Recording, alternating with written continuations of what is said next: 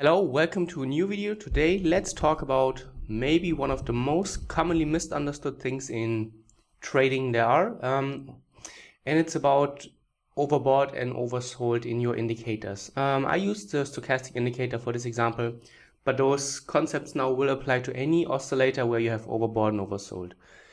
The myth that when the market is entering overbought, as in this area, is ready to reverse, or the myth that when the indicator enters oversold, that the market will turn around, is 100% completely wrong. Overbought and oversold have nothing to do with a reversal or with a market that is going to turn around.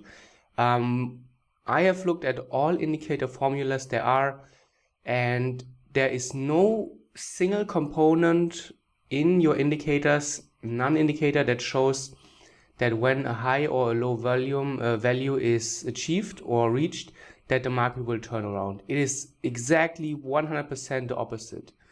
And it means that when your indicator enters oversold, for example, as it does here, the blue line on your indicator on the stochastic, it entered oversold here, it entered oversold here.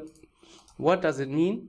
It means when you look at the indicator formula, and this is the same for every indicator, stochastic, RSI, or whatever indicator you use.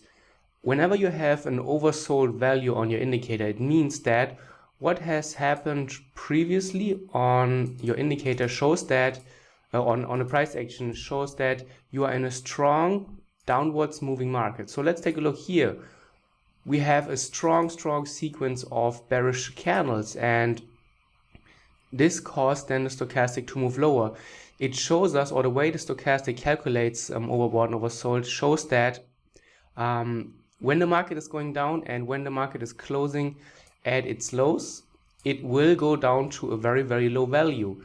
When the market is in an uptrend, or when the recent candles, like it has here, when the recent candles have been moving higher and they're pushing into new highs, then the stochastic will reach overbought. That is the way the indicator is set up. So it does not have anything to do with reversal trading at all. When you see that the stochastic is reaching oversold, for example, it means that you are in a strong bearish market. And look what happened. If you enter a trade just because the market is in oversold here, you will be buying as long as the market is going down. And the market, as we will see in future examples in this video, it can go down even though the indicator is oversold for hundreds and hundreds of pips, and you will certainly go broke if you try to trade against overbought and oversold.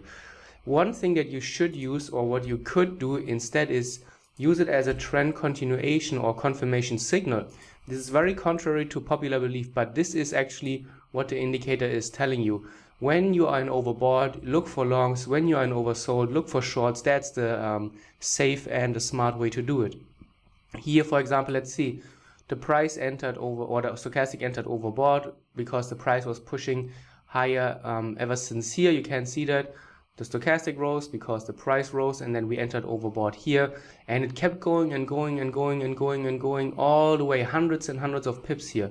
And then even afterwards, when the market, or when the stochastic left overbought, you did not have a reversal, you just had a range, and then the market was back at rallying, and the stochastic was back in overbought here.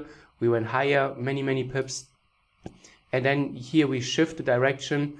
Yes, at some point you might get a change in direction, but it is not going to work that you are trying to call a top just because the market and the stochastic is in overbought.